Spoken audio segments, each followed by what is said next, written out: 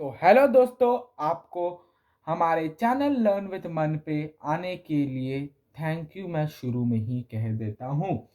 और आप रुक जाइए, कहाँ जा रहे हैं यार? अभी तो आप वीडियो बंद कर दे रहे हैं। अभी तो आए, अभी वीडियो बंद कर देंगे? पहले सुन लीजिए। आज हम लोग फिजिक्स का सबसे हार्ड न्यूमेरिकल्स करने वाले हैं, मतलब सबसे हार्ड चैप्टर का न्यूमेरिकल्स करने वाले, सबसे हार्ड न्यूमेरिकल्स नहीं करने वाले। ग्रेविटेशन। मैंने देखा है ज्यादातर लोगों को ग्रेविटेशन पे प्रॉब्लम होता है। Most of the people face problem in this chapter. तो इस चैप्टर को आज हम लोग अच्छे से कवर करेंगे और चैप्टर का एंड का एक्सरसाइज करेंगे, एनसीईआरटी का करेंगे। मैं वापस से शुरू में ही कह रहा हूँ, आप एनसीईआरटी बुक लेके बैठिए। आपके लिए इजी होगा क्वेश्चंस को पढ़ने में। मैं कह दूंगा एक बार क्वेश्चन, लेकिन आपके लिए फिर भी इजी हो जाएगा पढ़ने में। तो ठीक है, अभी बिना और कोई बात किए शुरू करते हैं। और मैं इतना श्योरिटी रखता हूं कि लेक्चर के खत्म करने तक आपको न्यूमेरिकल बनाना ग्रेविटेशन का आ जाएगा अच्छे से, अच्छे से भाई, अच्छे से भाई। ठीक। तो पहला क्या है? How does the force of gravitation between two objects change? How does the force of gravitation between two objects change when the distance between them is reduced to half? समझो। How does the force of gravitation between two objects change when the distance between them is reduced to half? समझ में आया? हाँ या ना में जवाब दो। हाँ या ना में जवाब दो। समझ में आ जाएगा। क्वेश्चन समझ में आया? मैं खाली पूछ रहा। F इज इक्वल टू जी का m1 m2 बाई आर का स्क्वायर। आप बहुत लोगों को ये फॉर्मूला ही नहीं समझ में आता। तो फॉर्मूला ये क्या कहता है ना, कि ग्रेविटेशन, सिर्फ gravitation, acceleration due to gravitation, gravity नहीं है, सिर्फ gravitation, universal law of gravitation, जिसका आपका होता है वैल्यू 6.673 इंटू 10⁻⁻11। ये क्वेश्चन से मैं हट के ये खाली फॉर्मूला समझा रहा हूँ, ठीक। इसका यह वैल्यू होता है। और ऊपर से मास, ये कोई भी ऑब्जेक्ट आपको दिया रहेगा, मतलब क्वेश्चन में न्यूमेरिकल में किसी ऑब्जेक्ट का मास दिया रहेगा और एक भी किसी ऑब्जेक्ट का मास दिया रहेगा, और ये आर होता है आपका उन दोनों ऑब्जेक्ट के बीच का डिस्टेंस। तो यही ये फॉर्मूला कहता है कि फोर्स है आपका universal law of gravitation into दोनों ऑब्जेक्ट का मास डिवाइडेड बाय उन दोनों का डिस्टेंस का स्क्वायर। ठीक। समझ में आया? समझ में आया? समझ में आ गया? चलो अब क्या करते हैं, वापस से क्वेश्चन में आ जाते हैं ना। अगर आर डैश को हम लोग r/2 ले लेते हैं, तो आपका एफ कह रहा हूं मैं, ठीक। 4gm1m2 बाई आर का स्क्वायर नहीं हो जाएगा? देखो, मैंने आर डैश लिया, ठीक। आर डैश लिया मैंने, और क्या बोलते हैं, वहां पे कहा गया कि distance between them is reduce to half. तो आर डैश को मैंने लिया r/2। समझे? नहीं समझे? मैं समझा रहा हूँ कैसे आया, मैं समझा रहा हूँ। एफ डैश यहाँ पे ले लिए क्योंकि आर डैश लिए थे, और ये आर डैश का डैश ऊपर एफ डैश में लेके गए। फोर, फोर नहीं, अभी फोर तो मैं समझा दूंगा कैसे आया। gm1m2 बाई आर डैश था यहाँ पे, ठीक। तो अभी आर डैश से ही लेते हैं, बाई आर डैश का स्क्वायर। ठीक। समझ में आया यहाँ तक? समझ में आया?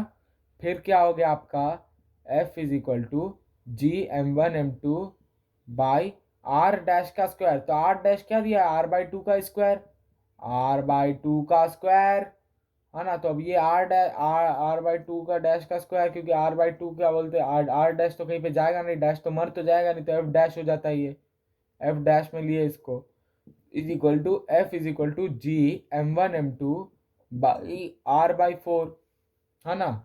तो अब ये 4 जाता है आपका ऊपर, तो क्या हो जाता है, F is equal to 4gm1m2 by आपका क्या क्या क्या, अब आपका क्या, r² बाई 4 है ना, आपका क्या क्या क्या r²।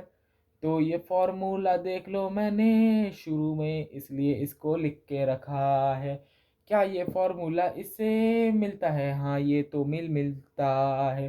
तो आपका क्या हो गया? उसको 4f 4 टाइम्स ज्यादा हो जाएगा।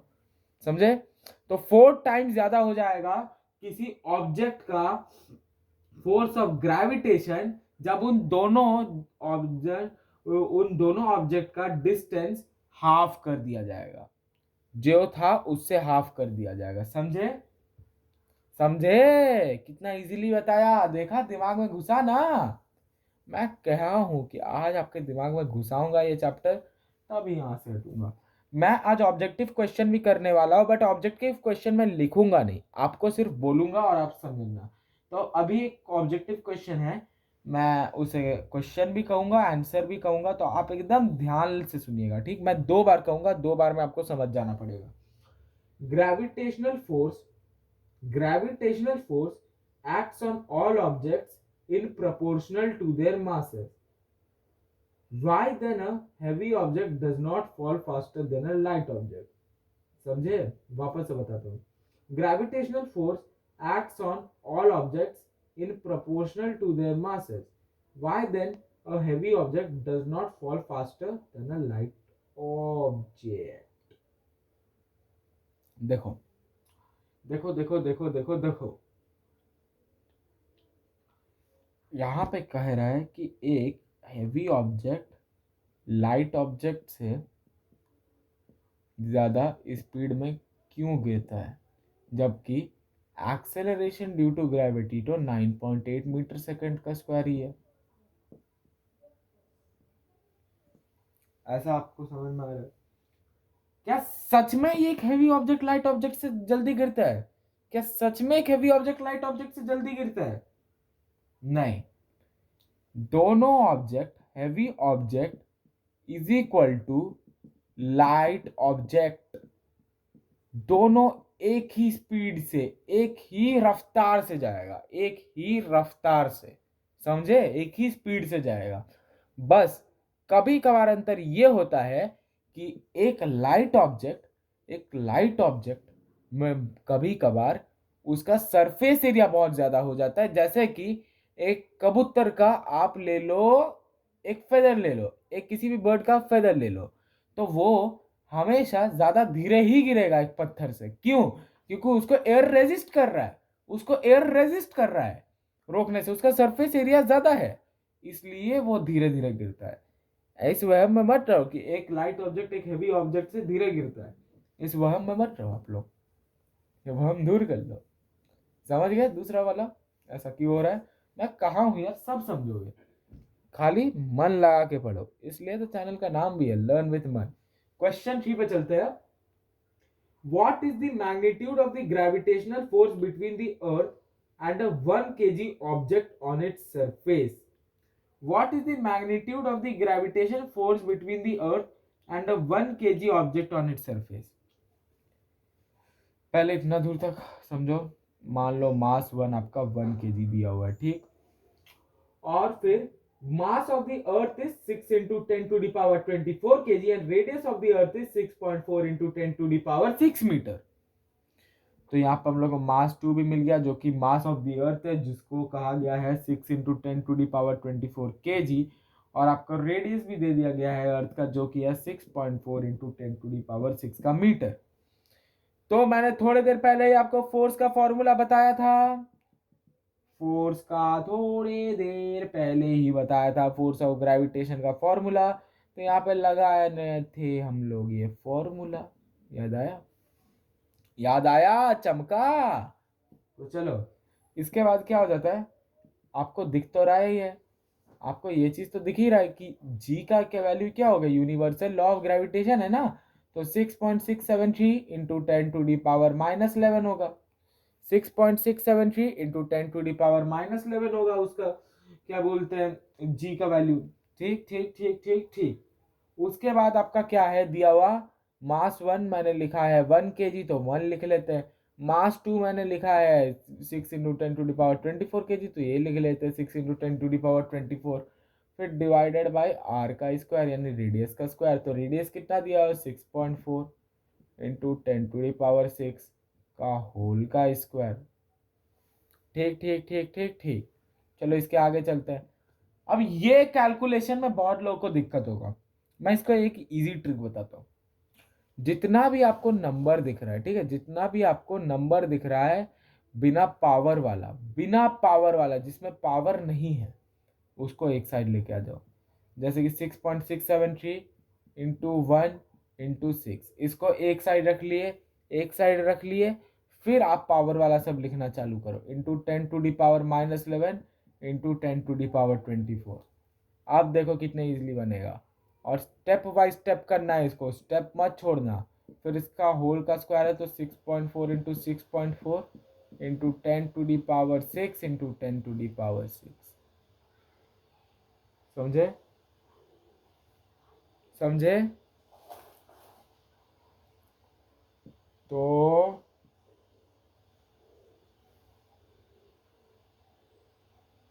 तो अब एक काम करो, ये कैलकुलेशन तुम लोग खुद से कर पाओगे अब? ये कैलकुलेशन क्या तुम लोग अब खुद से कर पाओगे? हाँ, क्या खुद से कर पाओगे आप लोग? जरूर कर पाओगे यार, क्यों नहीं कर पाओगे, पर मैं करके दूंगा। मैंने आज लेक्चर के शुरू में ही कहा था कि मैं आज आपको ऐसा समझाऊंगा कि आपको जिंदगी भर याद रहे। ठीक, तो अभी मैं ऊपर में मल्टीप्लिकेशन कर ले रहा हूँ, आपको उसका व्यू नहीं आएगा, पर मैं लिख दूंगा 6.673 इंटू 6 कर रहा हूँ पहले। और आगे आपका, रुक जाइए प्लीज़ थोड़ी देर के लिए, तब तक आप लोग खुद भी कैलकुलेशन करने का ट्राई कीजिए। एक बुक लेके बैठे ही होंगे आप लोग, बुक या कॉपी कुछ भी। नहीं बैठे हैं तो बैठ जाइए अभी लेके, कोई दिक्कत का बात नहीं है उतना।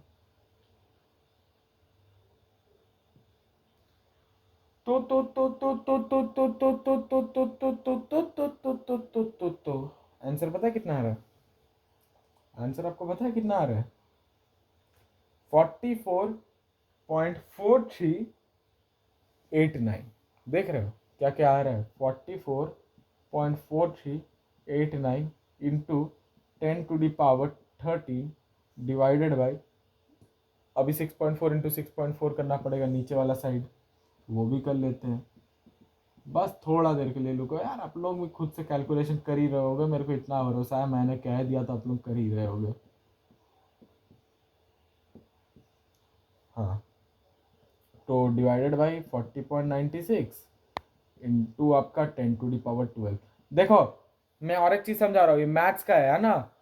जब भी खाली यहाँ से देखो, यहाँ से है ना 10⁻6 इंटू 10⁻6 है, 10 कॉमन है, तो ये दोनों ऐड हो जाता है, ये 6 और 6 ऐड हो जाता है। इसको 36 करके मत आ जाना, इसको 36 करके मत आ जाना तुम लोग का तो भरोसा भी नहीं है ना, तुम लोग कब क्या कर दो। समझे? समझे चमका? तो अभी देखो, अभी हम लोग क्या करेंगे ना, यहाँ पे मैं ले रहा हूँ 444.389 इंटू 10⁻12, क्योंकि मैंने एक टेन इधर बढ़ाया तो एक टेन इधर घटा, एक इंटू 10 इधर किया तो एक इंटू 10 इधर घटा। समझे? यहाँ पे 10⁻13 था, तो मैंने एक इंटू 10 इधर लिया इससे, फिर एक इंटू 10 लिया तो ये इंटू 10⁻12 बचा ना, इंटू 10⁻13 - 1 तो 10⁻12 बचा ना। फिर 40.96 इंटू 10⁻12 कर दिया, 10⁻12 10⁻12 कट गया, और इसके बाद जो आंसर आएगा वही होगा आपका आंसर। मैं फिर भी करके देख ले रहा हूँ, आपका हो जाएगा 41 हो जाएगा आपका, और इधर जा रहा है आपका 40, और इधर चले जा रहा है आपका, एक सेकंड मेरे दोस्तों, ये आपका कुछ 9.8 न्यूटन आना चाहिए, बट आंसर थोड़ा सा फ्लक्चुएट किया है, और इसका भी कारण मेरे को पता है क्यों फ्लक्चुएट किया है। बताओ क्यों किया है?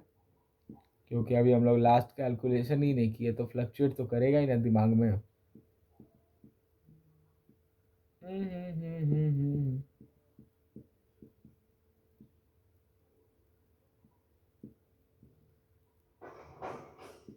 रुक जाओ कैलकुलेशन कर रहे मेरे दोस्तों। हाँ, आप लोग राउंड ऑफ करके 9.8 न्यूटन लिख सकते हैं। आप लोग राउंड ऑफ करके 9.8 न्यूटन लिख सकते हैं। आंसर आ चुका है, देखा कैसे आंसर लाया मैंने।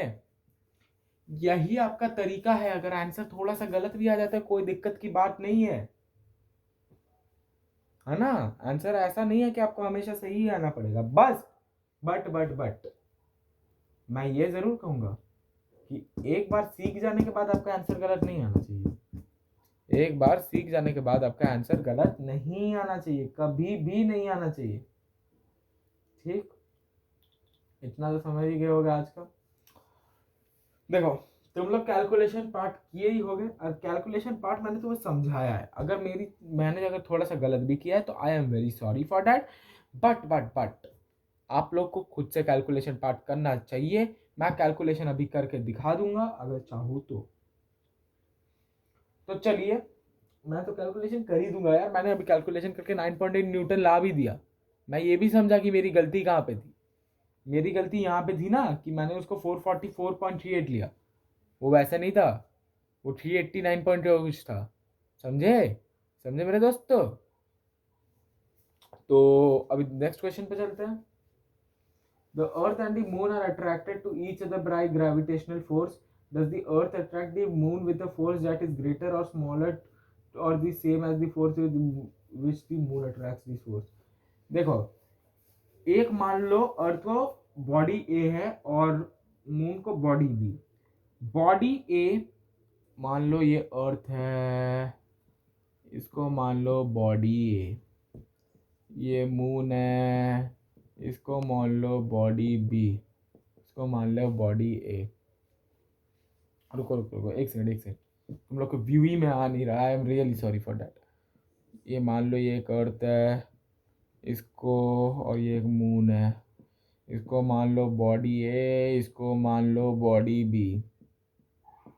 ठीक, तो बॉडी ए जिस तरीके से बॉडी बी को अट्रैक्ट करेगा, अपने साइड अट्रैक्ट करेगा, उससे क्या होगा, वो दोनों इक्वल इन मैग्नीट्यूड होंगे। ये दोनों मैग्नीट्यूड में इक्वल होगा और ऑपोजिट इन डायरेक्शन भी होगा। जैसे देखो मैंने ऑपोजिट किया ना, ये इधर, दोनों एक दूसरे को टान रहे हैं ना। तो और ऑपोजिट इन डायरेक्शन भी होगा, जिससे बॉडी बी बॉडी ए को अट्रैक्ट करता है और बॉडी ए बॉडी बी को अट्रैक्ट करता है। समझ में आ रहा है? समझ में आ रहा है? और फिर इसलिए दोनों जिस मैग्नीट्यूड से एक दूसरे को अट्रैक्ट करते हैं वो इक्वल होता है। पर मून इसलिए नहीं जाता अर्थ के टुवर्ड्स, मतलब क्योंकि उसका मास, मतलब क्या बोलते हैं, अब अर्थ मून के पास इसलिए नहीं जाता क्योंकि अर्थ का मास मून की कंपैरिजन में बहुत ज्यादा है।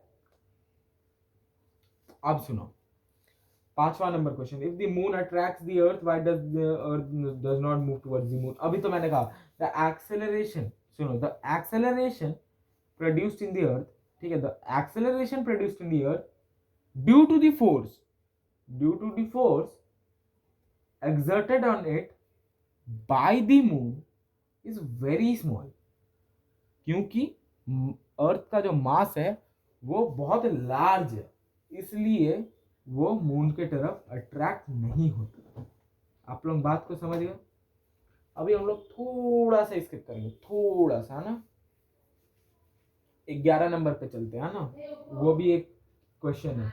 Why will a sheet of paper fall slower than one that is crumpled into a ball? क्योंकि मैंने इसका आंसर शुरुआत में ही दे दिया था। मान लो कि ये एक पेपर का पेपर है, ठीक है, सिंपल पेपर। आप एक बिल्डिंग से नीचे गिरा दिए, और एक बिल्डिंग और एक है, अरे यार मेरे तो पेपर बिल्डिंग से ज़्यादा बड़ा बन गया। और एक बिल्डिंग में पत्थर रखा हुआ है, आप उसको नीचे गिराए। पेपर का पत्थर, ठीक है, पेपर का बॉल, पेपर का पत्थर बोल रहे हो, पेपर का बॉल रखा हुआ है, चलो पेपर का बॉल रखा हुआ है। तो पेपर का बॉल ज़्यादा जल्दी क्यों गिरेगा? क्योंकि इसको अपोजिंग फोर्स देना पड़ता है।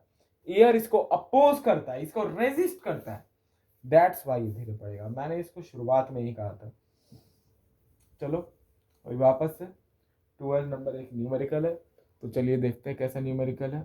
मेरे को तो लग रहा है इजी है। आप लोग देख लेना, मैं तो बता ही रहा हूँ।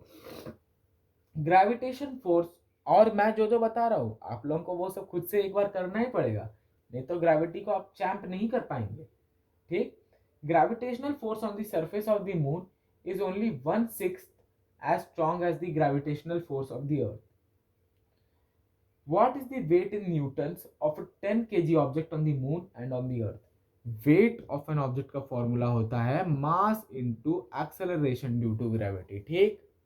weight of an object का फॉर्मूला होता है mass into acceleration due to gravity।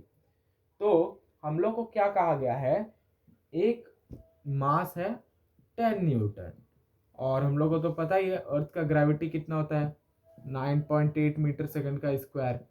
तो वेट कितना हो गया mg, तो वेट कितना हो गया 10 इंटू 9.8 का आपका के जी बोल रहा मैं, सॉरी सॉरी सॉरी, 10 इंटू 9.8 का न्यूटन हो जाएगा।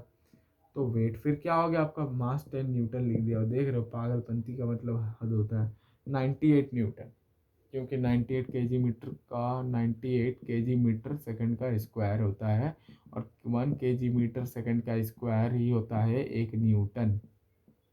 बस। तो वेट जब अर्थ में, ये अर्थ का वेट है, ये किसका वेट है, अर्थ का, अर्थ में एक जो मास 10 केजी का था, तो वही मून में जाके क्या हो जाएगा 1/6 हो जाएगा, 1/6 हो जाएगा। तो मून का क्या हो जाएगा 1/6 इंटू 98, कुछ आपका 16.33 या 34 आएगा, इसका मेरे को नहीं पता, बट मैं फिर भी कैलकुलेशन तुरंत करके बता रहा हूँ। ये 616 जाएगा आपके जो 3 चले जाएगा, 38 जाएगा, 6 5 30, 6 4 34, 6 5 30, 6 5 30 चले जाएगा, और नहीं 6 6 36 जाएगा, और 2 चले जाएगा उधर, 2 6 और 13, हाँ हाँ आपका ये आएगा 16.33 होगा, 16.33 का न्यूटन ही होगा। तो कितने इजीली आप लोग आज का ये चीज समझ गए। इसके बाद है एक मजेदार क्वेश्चन, हाँ मजेदार क्वेश्चन, समझना इस क्वेश्चन को, बहुत मजा आने वाला क्वेश्चन है। 13 number, a ball is thrown vertically upwards, मतलब बॉल को वर्टिकली ग्राउंड से अपवर्ड्स फेंका जा रहा है with a velocity of 49 metre per second. तो आपका u लिख दो 49 मीटर पर सेकेंड, और एक्सेलरेशन -10 मीटर सेकंड का स्क्वायर, क्योंकि उसको ऊपर से, देखो मान लो ये ग्राउंड है, ठीक, यहां से किसी चीज को फेंकोगे तो वो तो ग्रेविटी का ऑपोजिट फेंक रहे हो ना आप, तो उसका माइनस में ही जाएगा ना, समझे।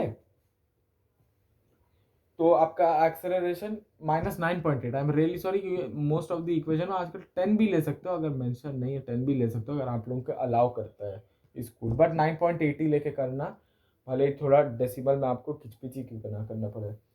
और आपका वो कहा है calculate the maximum height to which it rises and the total time taken it takes to return to the surface of the earth. तो पहले हम लोग क्या करेंगे, maximum height to which it rises, मानो ये ग्राउंड है, यहाँ पे एक बच्चा खड़ा है, मैं मानता हूँ ड्राइंग बहुत खराब है यार, बट अभी ड्राइंग बनाने का समय नहीं है मेरे पास। यहाँ पे एक बच्चा खड़ा है, उसके हाथ में एक बॉल है, उसने इसको ऊपर फेंका, उसने इस बॉल को ऊपर फेंका, और उस बॉल को ऊपर फेंकने के चक्कर में उसका एक्सेलरेशन हुआ -9.8 मीटर सेकंड का स्क्वायर। तो जब ये बॉल एक पोजीशन में हाईएस्ट पॉइंट में जाके रुकेगा, तो उस हाईएस्ट पॉइंट का इस ग्राउंड से डिस्टेंस कितना होगा, यही पूछा गया है क्वेश्चन में। ठीक। तो इसका आंसर कैसे देंगे, देखो जब ये हाईएस्ट पॉइंट पे जाएगा तब तो v 0 ही होगा ना, तब तो वो थोड़ी सी देर के लिए रेस्ट में आएगा और फिर नीचे गिरेगा ना। हाईएस्ट पॉइंट में जाएगा जाएगा जाएगा चले ही जाते रहा, तब तो वो कभी रुकेगा ही नहीं, वो एक पॉइंट में जाके रुकेगा, और उस पॉइंट से हम लोग को डिस्टेंस निकालना है, क्योंकि मैक्सिमम हाइट से बोला गया है। तो हम लोग ये वाला फॉर्मूला लगा सकते हैं क्या, v square minus you square is equal to 2as, ये वाला फॉर्मूला याद है ना आपको। तो इसको कैसे निकालेंगे, s is equal to V square minus you square by 2a, तो s इज इक्वल टू 0 का होल स्क्वायर हो गया आपका -49 का होल स्क्वायर बाई 2 इंटू -9.8। तो अब क्या हो गया आपका, 0 - 49 इंटू 49 भी करना पड़ेगा। यार आप लोग कुछ भी नहीं करते, और अगर कर रहे हो तो बहुत ही अच्छा बात है, क्योंकि मैं भी इधर कर रहा हूँ, आप भी उधर कर रहे हो, तो एक मतलब अच्छा लगता है। साथ साथ काम करोगे तो ही जीतोगे। तो ठीक है, ये फिर आपका हो जाता है 0.2410। मैंने लेफ्ट पे कैलकुलेशन किया है, मैं उसको इसलिए नहीं दिखा रहा ताकि आप खुद से भी कुछ करें, बाई -19.6। ठीक, और फिर आपका क्या हो जा रहा है, 19.6 माइनस माइनस तो चले ही जा रहा है आपका, 19.6 और 2401 आप कर रहे हो। तो आपका ये ले लो, एक सेकंड बस, थोड़ा देर में मेरा कैलकुलेशन खत्म हो जाएगा, तब तक आप लोग खुद भी कैलकुलेशन कीजिए, तभी आपका बनेगा। नहीं तो मैं ही अगर सब करते देते चले जाऊँ ना, तब आपका मेरे हिसाब से नहीं बन सकता कभी भी, क्योंकि जब तक मेहनत नहीं तब तक कामयाबी नहीं। समझे? मेहनत करना जरूरी है, वीडियो देख रहे हो, कम से कम थोड़ी मेहनत तुम भी करो, ऐसे नहीं तो नहीं होगा। समझे? और थ्री हो गया आपका, 1129 हो गया, ये थ्री जा रहा है आपका 39 4 90, और आपका 196 इंटू आपका वापस से टू चले जाएगा, और 392 9 0 10 आपका 8 गया, 3 गया, 10 9 1 गया, 180, और ये तो ज़ीरो पे जाएगा आपका, 180 0 1800, और फिर आपका 1220, तो आपका कुछ ऐसा आ जाएगा, 122.0 कुछ आएगा। ठीक है, कैलकुलेशन के हिसाब से आपका 122.0 कुछ आना चाहिए, and that will be their answer. और ये पहला वाला का आंसर आ जाएगा आपका। तो अभी आप लोग इसके आगे निकाल लेना, मैं चाहूँ तो निकाल अभी सकता हूँ, खाली एक डॉट का बात है, बट मैं नहीं निकालूंगा, ताकि आप खुद से निकालें, खुद से आंसर चेक करें, खुद से पढ़ें। हर एक चीज़ मैं नहीं करवा सकता, नहीं तो ये जरा सा गलत होगा। फिर कहा गया था total time it takes to return to the surface of earth. चलो चलो भाई, ऐसे मैं आप कह ही देता हूँ आपको, ऐसे आपका 122, ऐसे आपका 122.05 समथिंग दैट, उसी टाइप का होगा यार, 122.05 भी होगा कुछ, है ना? तो अब आपको क्या करना है ना,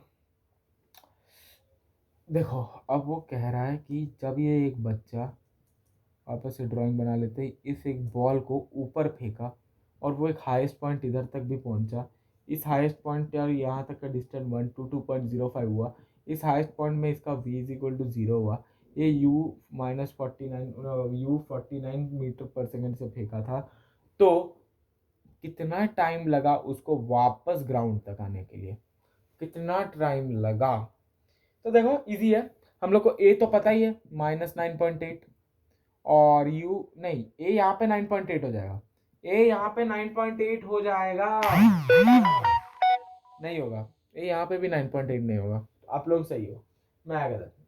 ए यहाँ पे भी 9.8 नहीं होगा, क्योंकि ये पूरा टोटल टाइम पूछ रहा है ना, टोटल, वो ऊपर जितना गया और फिर नीचे आया, तो यह minus plus is equal to minus. ठीक, देखो क्योंकि ऊपर जाते वक्त इसका माइनस में रहेगा एक्सेलरेशन ड्यू टू ग्रेविटी, और नीचे आते वक्त प्लस में, तो मेरे को लगा सिर्फ वो इस हाइट से पूछ रहा होगा, बट मैं अभी वापस से क्वेश्चन पढ़ा तो मेरे को पता चला कि वो इधर से और इधर दोनों का टाइम पूछ रहा है, ऊपर जब फेंके और नीचे जब आया, तो इसलिए plus minus minus is equal to acceleration due to gravity is equal to -9.8 metre second का स्क्वायर। इसके बाद आ जाता है आपका कैसे, u तो आपका 49 है ही मीटर सेकंड, तो v is equal to you plus 80 कर देते हैं, v तो आपका एट हाईएस्ट पॉइंट 0 है ही, तो हाईएस्ट पॉइंट से ले लेते हैं ना, क्या जा रहा है, 0 is equal to 49 plus a into T is equal to -9.8 into T, तो 49 -9.8 टी, T is equal to 49 by -49 by -9.8। अब ऐसा क्यों हुआ, क्योंकि उधर जाएगा ना ये जब टी इधर आएगा, तो ये -49 इधर जाएगा ना, तो -49, है ना? तो -49/9.8। तो टाइम क्या हो गया आपका 5 सेकंड। कैसे देखो 9.8 इंटू 5 कर दो, 9.8 इंटू 5 करो करो करो। आया ना, आया ना, आ गया। तो देखो इतना तो आपका आ गया। अब आपको क्या करना पड़ेगा, दोनों को ऐड कर दो ना, ऊपर जाने में और नीचे जाने में दोनों को 10 second, 5 second plus 5 second, answer आपका यही होगा। चेक कर लेना। और भाई कैसा लगा, आंसर तो आपका आ गया। तो अभी दूसरे क्वेश्चन के साइड बढ़ते हैं। दूसरे क्वेश्चन के साइड बढ़ते हैं। आपका ग्रेविटेशन का चैप्टर थोड़ा बड़ा है, इसलिए वीडियो छोड़ के मत जाना यार, बड़े चैप्टर के नाम पे वीडियो पूरी देख के ही जाना। A stone is released from the top of a tower of height 19.6। मान लो ये एक टावर है, इसका हाइट है 19.6 का मीटर, और उस स्टोन को रिलीज किया गया है। तो जब रिलीज नहीं किया गया था तब तो U 0 ही था। तो ये मान लो स्टोन, ये एक स्टोन है, मान लो ये एक स्टोन है, और इस स्टोन को जब रिलीज नहीं किया गया था तब इसका U 0 था, तो U 0 हो गया, मतलब U ऐसे ही 0 हो गया। तो फिर कहा गया है तो उसका फाइनल वेलोसिटी बताओ जस्ट बिफोर वो ग्राउंड को टच करें, जस्ट बिफोर। ठीक, आपका तो क्या हो गया, दिया क्या क्या, S is equal to 19.6, U is equal to 0, और acceleration is equal to 9.8 metre second का स्क्वायर। क्योंकि जब ये स्टोन गिरेगा तब ये ग्रेविटी इसको पॉजिटिव डायरेक्शन में खींच रहा है, नीचे के डायरेक्शन में खींच रहा है, अपने डायरेक्शन में खींच रहा है, ऑपोजिट डायरेक्शन में नहीं खींच रहा। तो इसलिए एक्सेलरेशन हो गया पॉजिटिव 9.8 मीटर सेकंड का स्क्वायर। तो आप अब कैसे निकालेंगे अपना final velocity, v is equal to you plus at, t नहीं आपके पास, v square minus you square is equal to s. Yes, यही तो आप निकालेंगे, इसी से तो निकलेगा। V square minus you square is equal to 2as लगा दो, तो we square minus 0 is equal to 2 into 9.8 into 19.6, तो we square is equal to 19.6 into 19.6, और इससे जो आएगा आपका 19.6 ही होगा, क्योंकि आप तो 19.6 इंटू 19.6 ही कर रहे हो ना। तो जब मान लो, आपको एक एग्जांपल दे रहा हूँ, आपको ये चीज तो आना ही चाहिए। देखो मानो कि आप V square is equal to 2 into 2 कर रहे हो, तो वी इज इक्वल टू 2 ही आएगा ना आपका, 4 तो डिवाइडेड 2, तो 19.6 ही आएगा। फिर आपसे कितना ही निकाल लो, उसका निकालने का कोई फायदा नहीं है, नहीं तो यही होगा आपका आंसर। लिख के ले लो, लिख के ले लो, यही होगा आंसर।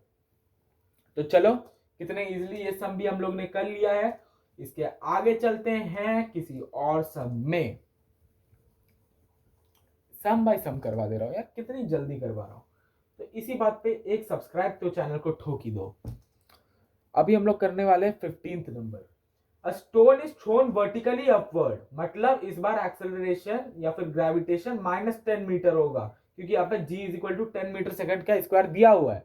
तो g को पहले लिख लो -10 मीटर सेकंड का स्क्वायर, क्योंकि u नीचे से ऊपर फेंका जा रहा है, ऑपोजिट डायरेक्शन में, ग्रेविटी के ऑपोजिट डायरेक्शन में तुम बॉल को फेंक रहे हो।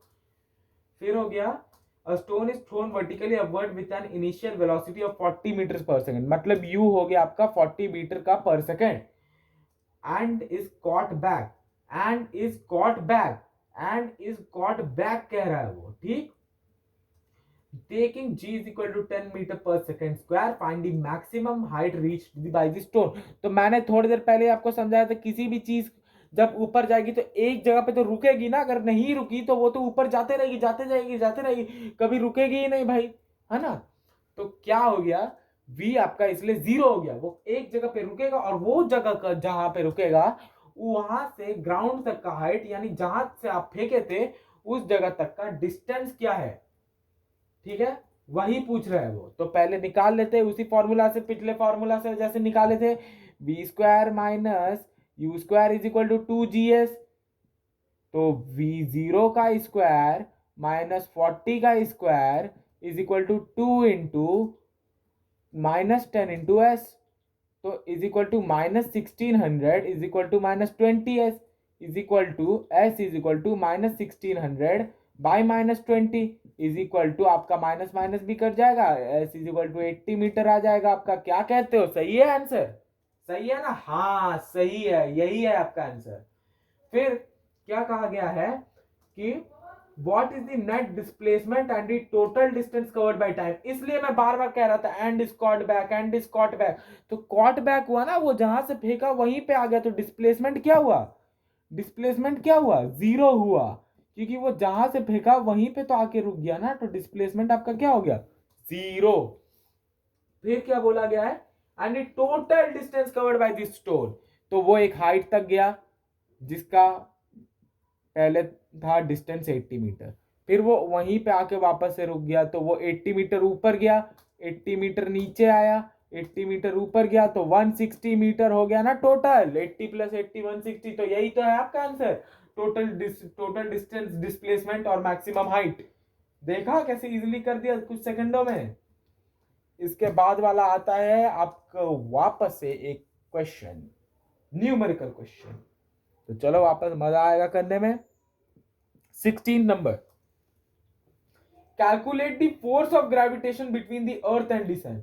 सुन लो, फोर्स ऑफ ग्रेविटेशन निकालना है अर्थ और सन के बीच में।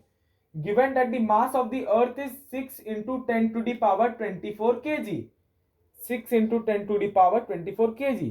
तो मान लो मास ऑफ अर्थ को मैंने लिया m1, ठीक, मास ऑफ अर्थ को लिया मैंने m1, तो m1 यहाँ पे क्या दिया हुआ है, यानी मास ऑफ अर्थ यहाँ पे क्या दिया हुआ है, 6 into 10 to the power 24 का kg। फिर मान लो मैंने, और and sun is equal to 10 into 10 to the power 30 kg। मान लो कि मैंने मास ऑफ सन को लिया m2, तो m2 क्या दिया हुआ है, 2 into 10 to the power 30 का kg। और फिर the average distance between the two, the average distance between the two मतलब दोनों के बीच का distance is equal to 1.5 into 10 to the power 11 का मीटर। तो अब फोर्स ऑफ ग्रेविटेशन का फॉर्मूला पता है, मैंने शुरुआत में ही, एकदम शुरुआत में ही कहा था, G m1 m2 by R का स्क्वायर, और यहाँ पे आर तो नहीं दिया हुआ रेडियस, तो आप यहाँ पे लिखेंगे डी का स्क्वायर, ठीक, आप यहाँ पे क्या लिखेंगे, डी का स्क्वायर। तो क्या हो गया एफ इज इक्वल टू 6.673, क्योंकि जी होता है, जी का वैल्यू है 6.673 इंटू 10 टू दी पावर -11, ये जी का वैल्यू मैंने लिख दिया, इंटू m1 क्या है 6 into 10 to the power 24, m2 क्या है 2 इंटू 10 टू दी पावर 30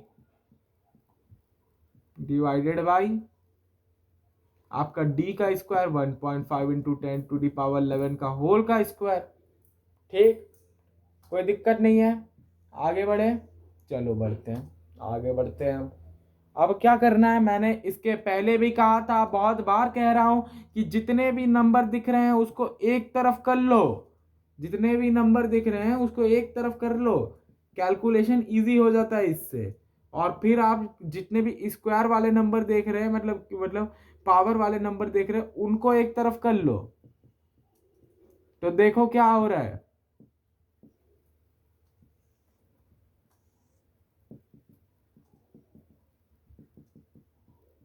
देखो ये आया, ये आया यहां तक देख लो, आप अभी सही से देख लो, फिर मैं बोलूंगा। देख लिया, देख लिया, जल्दी बोलो ना, इतना टाइम क्यों लगा रहे हो। चलो देख लिया। अब इसके आगे आपको क्या करना पड़ेगा, वापस से वही हो जाएगा ना, 6.673 इंटू 6 इंटू 2, ये यहाँ पे ऐसे ही रहने दो, और यहाँ पे 10 to the power -11 plus 24 plus 30, क्योंकि सब प्लस का साइन है, और अगर मैं इस 10 टू दी पावर 22 को ऊपर लेके जाऊं तो -10 टू दी पावर 22 होता, तो इज इक्वल टू -22। ठीक है, ठीक है, ठीक है ना। फिर 1.5 इंटू 1.5 नीचे बच जाता है, जो क्या होगा सबको पता है, 15 का स्क्वायर 225 इज इक्वल टू 2.25 करेंगे, क्योंकि यहाँ पे दो डेसिमल पॉइंट है। ठीक, अब मैं कैलकुलेट करके आपको डायरेक्ट आंसर बताऊंगा। तो हम लोग को करना पड़ेगा 12.000 इंटू 6.67330 या 326 या ठीक गया यहाँ पे, और आपका हो गया 70007 2 14 7 1 7 8 गया आपका, और फिर आपका यहाँ पे गया 6060 6 2 12 6 1 72 है, और यहाँ पे 6 0 0 और 7। रुक जाओ, बता दे रहा हूँ अभी बता दे रहा हूँ। 14 15 है आपका, और यहाँ पे आपका क्या चले गया 2 0 10 1। तो आपका आंसर कुछ 3.66 इन दोनों को डिवाइड नहीं करने के बाद, और 3.66 into 13 plus 30 43 minus 22 is equal to 21। Sorry ये आ गया तो 3.66 इंटू 10⁻22। समझे समझे दोस्तों, समझे मेरे गाइस, कितने इजीली कर दिया इस सम को, कितने इजीली कर दिया इस सम को, देखा। तो चलो अब दूसरे सम में चलते हैं, अब वापस से दूसरे सम में चलते हैं। बट गाइस कुछ भी बोलो, कैलकुलेशन इजी है अगर आप लोग सही से करोगे ना। दिमाग लगा के दिमाग को एकदम शांत करो, कुछ मत सोचो आगे पीछे क्या हो रहा है, दुनिया भूल जाओ क्या चल रहा है क्या नहीं चल रहा है, दुनिया में भूल जाओ, सारा डिस्ट्रैक्शन दूर कर लो अपना, एंड जो मैं समझा रहा हूँ उसको समझने में फोकस करो। बाद में पढ़ना नहीं पड़ेगा, यह याद रखना, ये याद रखना। अगर आप एक बच्चा होता है कि जो 5 घंटा बात करते करते पढ़ेगा, और एक बच्चा होता है जो आधा घंटा उसी 5 घंटे वाले को पढ़ लेगा, समझ रहे हो। तो आप आधा घंटा वाला बनो। क्या कहा गया है 17 नंबर में, stone is allowed to fall from the top of a tower 100 metre high. तो यहाँ पे एस 100 मीटर ले लो क्योंकि हाइट 100 मीटर दिया हुआ है। फिर कहा गया है and at the same time another stone is projected vertically upwards from the ground with a velocity of 25 metre per second. और उसी समय अनदर स्टोन को क्या बोलते हैं, वर्टिकली अपवर्ड्स फेंका गया ग्राउंड से। तो दूसरे वाले के लिए हम लोग को 2 केस बनाना पड़ेगा, मैं समझ चुका हूँ। सेकंड केस यहाँ पे मैं लूंगा, मैं बता दूंगा क्या होगा, मैं बता दूंगा अच्छे से, ठीक। मान लो कि अभी s is equal to U T plus half A T square मैंने पहले वाले इक्वेशन के लिए, जहाँ पे s 100 ही रहेगा, s 100 ही रहेगा वो बॉल के लिए जो हम लोग गिरा रहे हैं टावर से, जो बॉल हम लोग टावर से गिरा रहे हैं। फॉर, रुक जाओ मैं ब्रैकेट में लिख देता हूँ ना, for stone dropped, for stone dropped, ये ड्रॉप्ड है, ठीक। मैंने नहीं तो मैं लिखूंगा फॉर स्टोन ड्रॉप, ठीक है, ये वाला फॉर स्टोन ड्रॉप है, ठीक है, ठीक है, वाला स्टोन ड्रॉप है। फिर क्या हो गया आपका, यहाँ पे u तो 0 ही था क्योंकि जब वो ड्रॉप नहीं हो रहा था, जो तो पहले तो कुछ में तो रहेगा ना, ड्रॉप होने से पहले उसका कुछ तो रहेगा, v तो उसका फाइनल हो जाएगा ना, अगर दिया भी रहता, अभी दिया नहीं हुआ इसलिए मैं ज्यादा डिटेल में नहीं जा रहा हूँ। टॉप ऑफ द टावर में वो था तो इसलिए u 0 होगा, तो 0 into t plus half into a आपका क्या हो जाएगा, यहाँ पे आप a को 10 ले सकते हैं।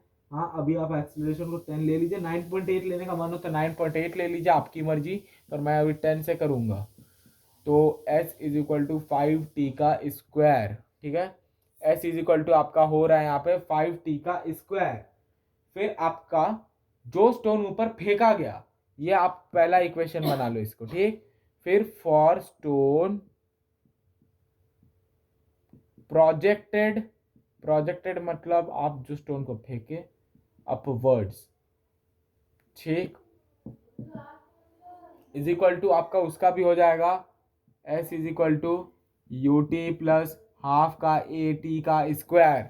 तो यहाँ पे s क्या होगा, क्या हम लोग s को 100 माइनस एस नहीं लेंगे, वो भी तो कोई डिस्टेंस से फेंक रहा है ना, s क्या होगा 100 माइनस एस होगा। क्यों होगा, क्योंकि हम लोग को टावर का हाइट 100 दिया हुआ है, और जब वो टावर के नीचे के कोई हाइट से फेंक रहा है तो 100 माइनस एस जो होगा मतलब 100 हाइट है टावर का, ठीक, और उसका जो हाइट होगा मतलब वो जिस हाइट से फेंक रहा है वो हो जाएगा इसका डिस्टेंस, वो इतना डिस्टेंस कवर कर लिया।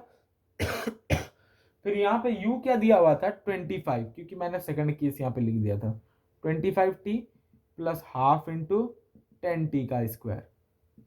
तो 5 गया आपका, तो 100 minus S is equal to आपका 25t प्लस 5t का स्क्वायर नहीं हो गया। 100 minus S is equal to 25t plus 5t का स्क्वायर नहीं हो गया आपका। फिर आ जाते दूसरे चीज पे अभी, ठीक। ये तो आपका इक्वेशन सेकंड हो गया। अब जब हम लोग इक्वेशन 1 और इक्वेशन 2 को करेंगे, मैं करके आप लोग खुद करेंगे अच्छे से, मैं बार बार बता रहा हूँ, आप लोग जरूर खुद से कीजिएगा। मैं अभी ऐसे दिखा दे रहा हूँ। एस एस कट जाएगा आपका, 5t का स्क्वायर 5t का स्क्वायर कट जाएगा यहाँ पे, और फिर आपका बचेगा 100 इज इक्वल टू 25 का टी आ जाएगा आपका 4 सेकेंड। और फिर क्या कहा गया है, calculate when and time, when and where will the two stones meet. तो टाइम आ चुका है 4 सेकेंड, 4 सेकेंड के बाद वो लोग मीट करेगा। और कब मीट करेगा, कोई भी इक्वेशन में बैठा दो। एस इज इक्वल टू हम लोग को क्या निकला था पहला इक्वेशन में, 5t का स्क्वायर देख लो, 5t का स्क्वायर निकला था। तो अभी हम लोग का टी क्या आ चुका है 4, तो 5 इंटू 4 का स्क्वायर, तो S is equal to 5 into 16 का मीटर, तो एस इज इक्वल टू 80 का मीटर। खत्म करो यार, और नहीं, खत्म करो, और कुछ नहीं करना है इसमें, खत्म करो, समझे। तो आज इसके साथ हम लोग वीडियो खत्म कर रहे हैं। मेरे को पता है कि 18 नंबर भी क्वेश्चन मैं बना सकता हूँ, बट मेरे को ये भी पता है कि आप भी बना सकते हैं, क्योंकि मैंने इतना सारा क्वेश्चन करवाया आपको, और इसके बाद आप जरूर से केपेबल हो गए उसको बनाने के लिए। मैं चाहूँ तो अभी बना सकता हूँ, बट आप लोग खुद से 18 नंबर वाला बनाएंगे।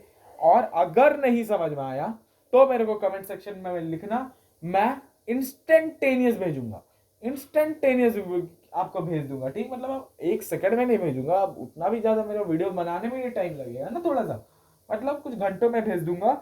और चैनल को सपोर्ट जरूर करना यार। ये वीडियो आपको जरूर से समझ में आया होगा, मैं इसका बिट श्योर हूं। और अगर समझ में नहीं आया होगा, जो पार्ट आपको नहीं समझ में आया होगा, उसमें कमेंट जरूर करना, टाइम दे देना मेरे को, ताकि मैं भी समझ सकूं कि आपको कौन सा पार्ट नहीं समझ में आया, और फिर मैं उसको रिलेटेड और एक वीडियो आपको लिए ला के दे दूंगा। एंड कैलकुलेशन पार्ट वाला आपको समझना चाहिए, क्योंकि मैंने जितने भी सम बनाए हैं F is equal to G m1 m2 by R का स्क्वायर, वहां पे कैलकुलेशन बहुत मायने रखता है, इसलिए कैलकुलेशन आपको समझना पड़ेगा थोड़ा अच्छे से, ठीक। मैंने जैसे समझाया वैसे करना, पहले सब नंबर को लिख लेना और फिर पावर वालों नंबर को लिखना, ठीक। और इसी के साथ हम लोग आज का वीडियो और लंबा नहीं लेके जाएंगे, यहीं पे आप लोग आज का वीडियो खत्म करते हैं। तो ठीक है, नेक्स्ट वीडियो में मिलेंगे किसी नए टॉपिक के साथ। अगर आप बोलेंगे तो दूसरे यही वाला टॉपिक भी वापस ला देंगे। तो ठीक है, चलते हैं, मिलते हैं नेक्स्ट वीडियो में। ठीक है, चलिए बाय। एंड मेरा चैनल जरूर सब्सक्राइब कर दीजिएगा अगर आज का वीडियो आपको पसंद आया होगा तो। बाय।